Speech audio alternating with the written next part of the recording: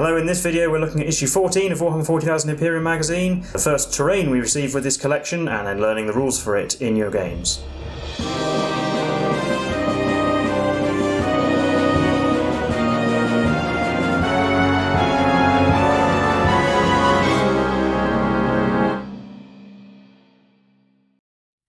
Hello, I'm Will, this is Mike, we're the Tabletop Donkeys. Hello. And in this video, we're bringing you issue 14 of Warhammer 40,000 Imperium magazine. This issue came with a Munitorum Armoured Container and assorted crates and barrels. And if you want to see those on our battle mat, you can skip to the battle report if you want, with time code in the description or the chapter bars. But we'll have a look through the issue first. So we've got a bit of background on Munitorum Armoured Containers. Essentially, they are just containers that might contain all sorts of different things. They even have to have mounted guns on them that can be used to defend them and their valuable cargo. And also Promethean barrels and ammunition crates that are mentioned. It also mentions a little bit about standard template constructs, which are ancient computer systems that create much of the Imperium's equipment, according to blueprints stored within them. This means that across the Imperium you'll find standardised equipment, so it makes logistics and things considerably easier.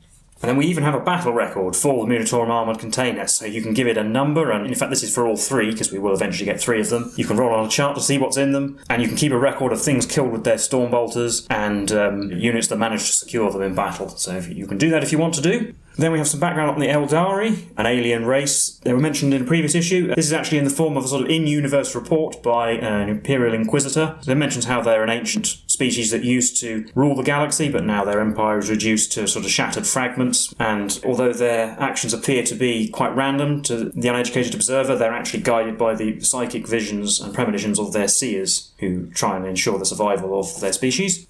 There's a bit more on the back, talking about their origins and the fact they hate the Necrons, their pocket dimension called the Webway, which they use to travel around the galaxy, also their craft worlds, gigantic world ships where they live. There are many craft worlds and they all tend to have their own different, quite varied cultures. Then we have the build guide for the container. You see the sprue there, so the container itself is quite easy to put together. It recommends once you do put it together, you can use elastic bands to hold it together while the glue is drying, so make sure it's held together properly.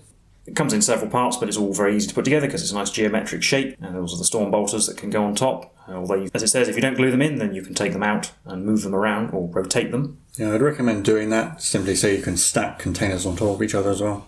Then the Promethean barrels just are two pieces to put together, and the ammunition crates are a single piece that you just clip from the sprue. Then we have how to paint it. It suggests you paint it Abaddon black, and then the crates with Mechanica Standard grey and the drums with Macragge blue. Then we learn a new technique called dry brushing. In issue 11 we received a medium dry brush specifically for this technique. So you just load up a bit of paint on your brush but then wipe most of it off on a piece of tissue or something similar so that you do have some pigment on the brush but got rid of most of the moisture in it. And then you sort of flick it across the surface of what you want to do, and this allows the paint to catch the raised edges, giving them a little highlight but not collecting in the recesses. So it suggests here using Mechanica Standard grey over the top of the black, basically an all over highlight of grey. It suggests doing it in circular motions so you don't get kind of brush marks, and then it suggests just painting in some of the details with gold and silver on bits you might expect, the skulls and the Imperial eagles and bits of the guns. And that's how it looks with those colours applied, and the first bit of terrain we've got. So that's it for our issue content, but we'll get on to the game where we'll learn the rules for it.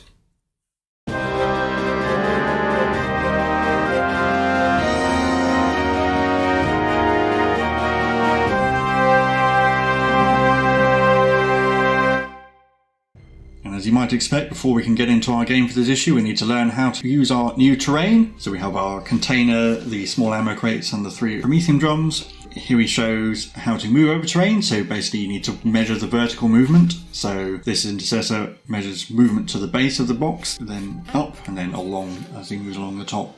If terrain is shorter than an inch tall, you can just move over it for free, so it's more for decoration than really getting in the way.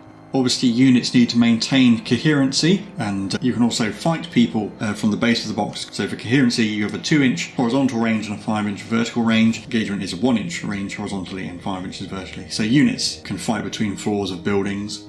And also, terrain can block line of sight, which is the thing. And obviously you can't shoot at things you can't see. So you can see in this example that Necron warrior is partially concealed, but otherwise still visible to these 2 intercessors, so they can shoot at him. That only affects choosing targets. You can still wound and kill models, even if you can't actually see them, as long as you can see the unit.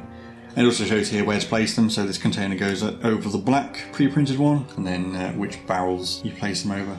And other than that, we have the background. So we have an Imperial supply drop. The Space Marines are trying to get resupplied. Obviously, the Necron warriors are going to try and stop that. We have a updated data sheet for the Necron warriors, which just adds the unit size, so you can see their number between 5 and 10. And then we have the battle deployment. So we have the assault intercessors within 4 inches of point D, the Necron warriors with flayers within 4 inches of point B, and the Necron warriors with Gas Reapers within 4 inches of point A. And then the Munitorum Container is actually the objective for this game. So we're both trying to capture the top of the cargo container. It's whoever has the most models on top of the container by the end of Space Marine turn 3. Otherwise, there aren't really any new rules. It just shows off the ones we're learning so far. We'll see that in game. So we get the board set up and get straight into it.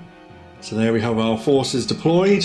You don't actually need to have a model on the points, just within 4 inches. So we have the assault intercessors down here, the Necron warriors with the Gauss flayers, and then up there the Necron warriors with the Gauss reapers next to the objective. I think I said in the intro that it was on the black pre-printed one, but it's actually on the red one, so the one in the top left of the board. But with that little overview over, we can get into turn 1, which goes to the Necrons. So in my movement phase, the warriors with the Gauss flayers have moved towards the objective, away from their starting point, and the ones with the Gauss reapers have moved so they're all in range of the assault intercessors. I'm not going to go up on top of the box yet. I'd have to advance to get enough movement to get a decent number of models up there, and I don't think I'd be in shooting range. I think we're going to go for shooting the Space Marines first and getting on top of the box later. We'll see if that works. So in the shooting phase, I'll start with the Gauss reapers first. 10 shots, hitting on 3s. 7 hits, and wounding on 3s. Strength 5, 6 wounds, maybe -2. Yeah, 6, 5 plus saves.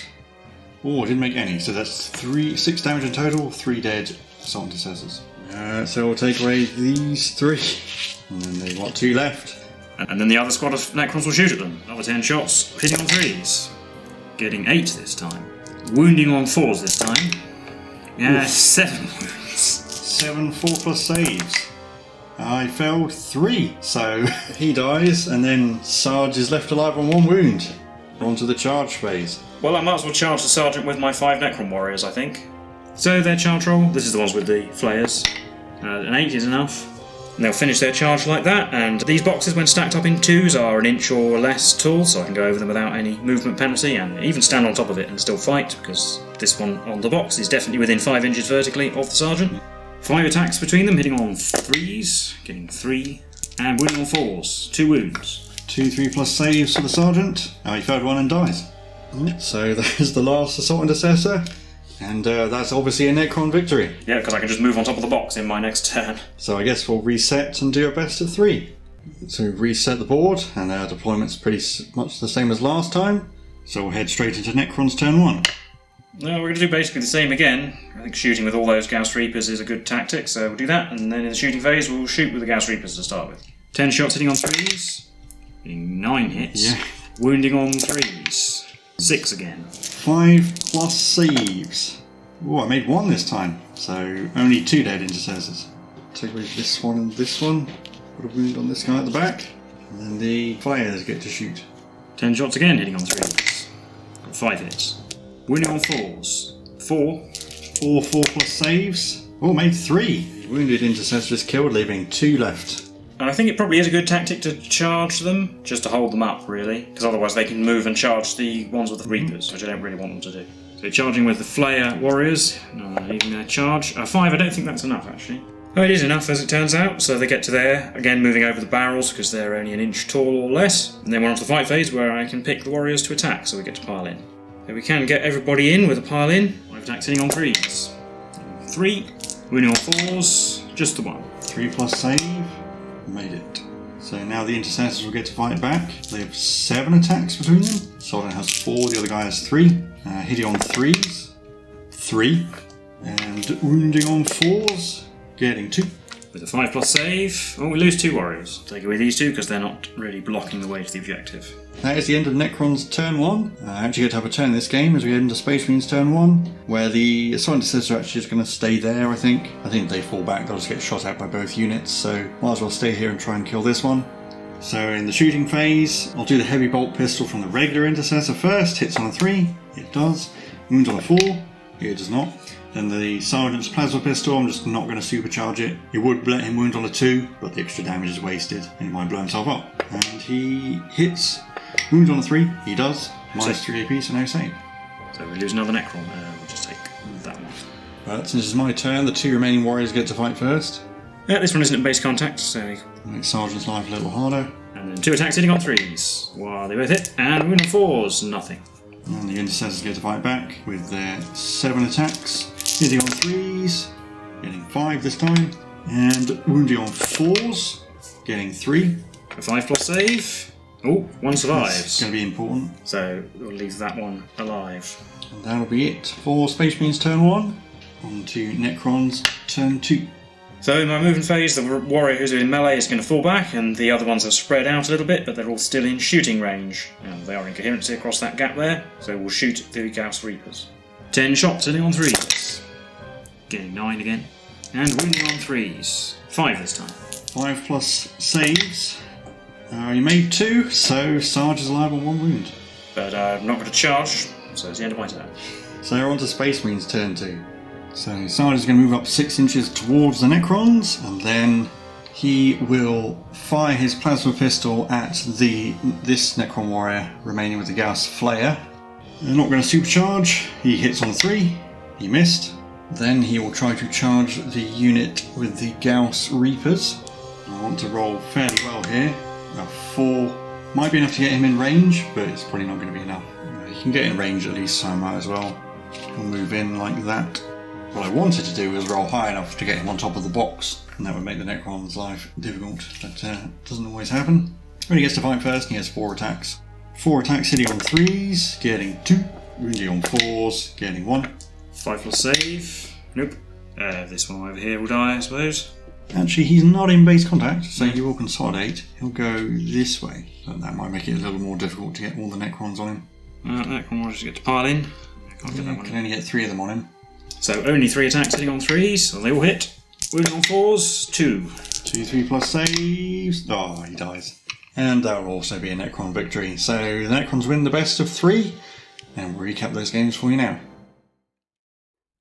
So that was the game for issue 14 of Warhammer 40,000 Imperium magazine. How did you think those went? Well, not too bad. I think being able to shoot with my more powerful guns at the beginning is a bit of a problem for the Space Marines. I did roll really well. I got a lot of hits and then quite a lot of wounds on all the occasions. So you might have, on average, had a few more intercessors left. Actually, you can see that if you just had maybe 2 or 3 left after my shooting and been able to charge. Yeah, once the assault intercessors get into melee, I can shut down your shooting too effectively, I think. Well, you could see in the first game that it was okay to charge for a sergeant who was only on 1 wound, but actually in the second game, I charged 2 assault intercessors, didn't do any wounds, and pretty much lost a whole unit of Necrons. So holding them up, while in theory a good idea, actually, even though you did have to spend your turn in melee in that other turn, giving you free attacks by charging is not necessarily the best idea. Yeah, and also free movement. I think I would have had a chance in the second game if the sergeant had rolled higher on his charge roll enough to get him on top of the container. Your Reapers would have been engaged, so they would have had to kill him in melee. Either you could fall back and shoot him with the remaining warrior. Although I did actually make a mistake by leaving you a gap. I should have put a wall of Necrons in front of the box, so you'd have to go all the way around them and have to roll a high charge roll, because it's 3 inches to get on top of the box. One thing why it's always good to roll your charge rolls, even if you don't need to, just to see if you get any extra movement and can do anything funny with it like that. I think this might be one of the few times where we actually get to see how deadly Necron warriors actually are at shooting. Well, usually they don't get to go first, so quite often they get charged in the games we've had before. Yeah, I'm not sure it would have made too much difference if I'd gone first in this game, because I think the Reapers would have been too far away to charge, and they're the ones who do all the damage anyway. So. Yeah, and you could have charged the Flayer unit and probably destroyed them in the first turn, but then you'd still have to weather the barrage at least 1 turn of the Reapers shooting, and then they probably would stand on top of the box then and be able to shoot down. I did consider advancing on top of the box in my first turn, but I think actually being able to shoot, because I don't think I wouldn't have very many of them in range, and I'd also get -1 to hit if I actually advanced. But otherwise, I don't think it's quite as skewed in favour of the Necrons as we might have made it appear, just because my rolls were quite good. Also, the issue is if the Space Marines ever got on top of the box, they're basically going to be impossible to dislodge unless you can get 2 warriors up there. Yeah, because as we know, I just can't hurt you very much in melee. I'd have to shoot them off the box, but the problem with that is they're probably wouldn't have enough time to actually get on top of it. Assault units tend to be really handy for taking objectives, but very poor at holding them, and ranged units are really good at holding them and not very good at taking them. Yeah, and I suppose it's nice to have some terrain. Always much more interesting to have terrain rather than having a completely flat board. I always prefer to have more terrain, just makes it more interesting. And it's also pretty important for melee armies to have some terrain to hide behind, otherwise all your deadly melee units will just get shot off the board. I don't know how much we'll see it with this collection, but in the broader scope of Warhammer 40,000, if there isn't enough terrain on the board, shooting armies will dominate. You usually nearly want at least one bit of terrain that blocks line of sight. And it doesn't impede movement too much, especially with the boxes and stuff not being more than an inch tall. I do expect we'll probably soon get some rules for getting benefits of being in cover if you stand behind things. But yeah, as much as anything else, makes me look forward to getting the rest of the terrain, because as you might have noticed, there are several printed containers and piles of boxes and barrels on here. So eventually we will get all of that, and then it'll look much more interesting. I think this is 1/3 of the kit, so I think it's not actually that good value for money to buy these separately compared to the Munitorum Container's actual kit. Yeah, because you get this ×3. I don't know how much it costs. I would guess like £30-something. Probably it's a bit cheaper to buy these at £9 each, but it's not much, as you say. I don't think it's as good a saving as you get with some of the other issues, but I suppose if you just wanted one or two, then it would be... I mean, the barrels and the crates are nice to have as well. Just scatter terrain. Just makes the place look a bit more lived in. And obviously we'll probably get rules for the storm bolters as well. Not sure how often we'll actually use them, because most of the time things are going to want to be charging off into melee or using their own guns. But we do get something, there is an entry for it in the battle record. Things killed with the storm bolters, so slightly strange to have a battle record for a container, but there you go.